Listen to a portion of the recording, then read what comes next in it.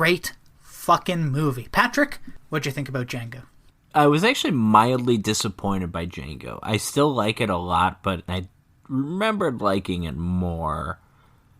This was more violent than I remembered, which is neither good nor bad. It's just kind of interesting. Again, forced cannibalism, that's something else. I do think seeing Django go through the beating that he goes through really is something, and it makes the ending that much more heroic. Mm-hmm. The Django character could be better, and I don't mean there needs to be like more to him. I almost think there needs to be less to him. I just think because I think he works, he's so compelling as just this guy who wanders around dragging a coffin. I think the movie misfired a bit by revealing what was in the coffin too early. I would have loved for that to be maybe not the last scene of the movie, but like one of the last scenes, to that being kind of like building up to the climax. I think that would have been awesome. But I mean, at the same time, it's, regardless of when it happens in the movie, it's incredibly satisfying to see him pull a machine gun out of the coffin and just mow down 75 men in quick succession. Like, that's great. No matter what, that could be the opening scene, it would be satisfying, but just be a little bit more if it was later on. Yes, I like the movie quite a bit. I think for me the biggest hurdle that this had to kind of overcome was the Wisconsin-born dub actor who did Django, because it just really, I just wasn't feeling it. It just didn't work for me.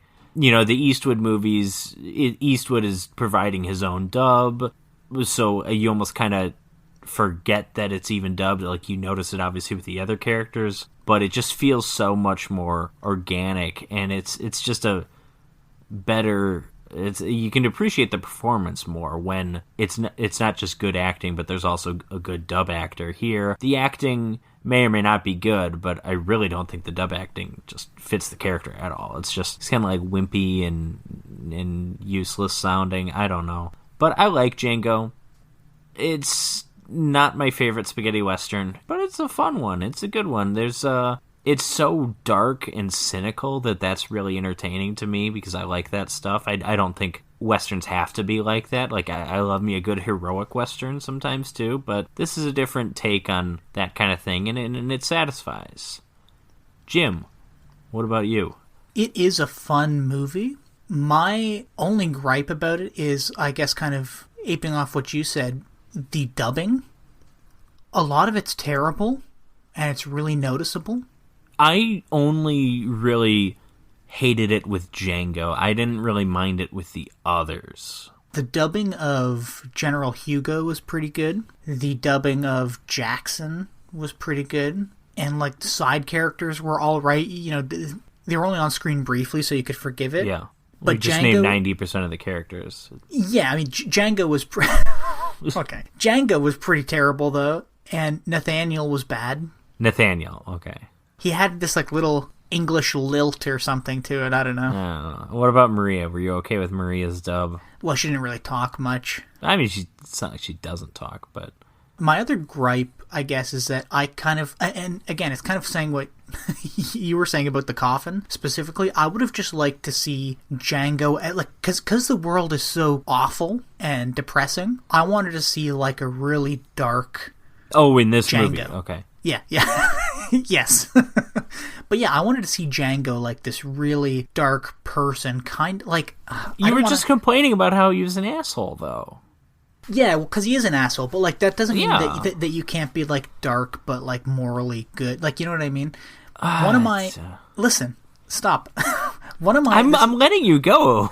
I'm not sure where you're going with this. One of my favorite, and this is going to get super nerdy here for a second, one of my favorite video games ever is a game called Bloodborne. There's a boss pretty early on in the game that you fight named Father Gascoigne, and you fight him in like this graveyard, and when you meet him, there's like named after the Manchester United star, of course, yeah. But when you do meet him, he's hacking up this beast. And the thing about him is that he's a crazy, evil asshole, but he believes he's doing the world a favor. You know what I mean? Like, he's doing this based on the grace of God and of his church.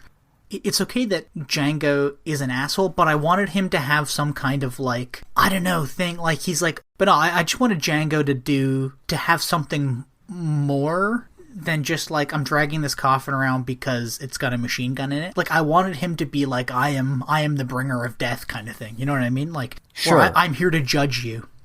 That's why I have this fucking coffin. You know, I'm judging. I am the world the devil, around me. and I am here to do the devil's work. Yeah. That's it's Bill Moseley, and I think Devil's. That's like a Devil's Rejects line or something. Okay, so you wanted the character to be a little bit different. You wanted him to be more metaphorical. I think so. You're kind of talking about that. Okay, I think so. I think I agree. Again, I don't want him to have sex. No, I don't want Django to get his rocks off. I don't need the backstory of his wife. I don't need the backstory of him being like a thief and let it be a Dirty Harry backstory where it's like kind of just hinted at the wife. I mean, I think they do in Dirty Harry. I think he actually did say it was like a drunk driver or something. But I also, watching that movie, I kind of think he's lying. It's like I think his wife was. I watched that movie thinking his wife was murdered. I don't know what it is. I mean, that's just how I view it. But here, yeah, his wife can be murdered, but like, let's not get too into it. Also, again, this is I hate to just compare this to A Fistful of Dollars, but at the end of the day, A Fistful of Dollars is a better version of this movie. Yeah. And at the end of the day, Yojimbo's probably a better version. But what was awesome about A Fistful of Dollars, or at least what I really enjoyed about it, was that it was completely impersonal. Yes. For the man with no name. He just strolled into town, no real agenda other than make money and piss people off. And then it becomes personal when he pisses off Ramon and he steals, the woman that Ramon is basically holding captive as his wife. And then Ramon really wants to kill him and everything. But here, he has a connection to both gang leaders, and I just don't like that as much. Maybe this is just what I like about something that I like about Westerns, but I love the idea of just the stranger, of just this guy who no one knows where he came from, and that's kind of like... Well, yeah, he shows up at the beginning of the movie, and then at the end, he just leaves, and they never see him again. And you think that's what this is going to be. It seems like the setup. It seems like the same kind of setup. And it ends up being a little bit different, which isn't bad. It's just, it's not what I would have liked. Yeah, exactly. Not what I would have wanted to see in my Django movie. Yeah, and I think, that's really it for me. I just wish the character was a little different. But all in all, a fine movie. I'll watch it again.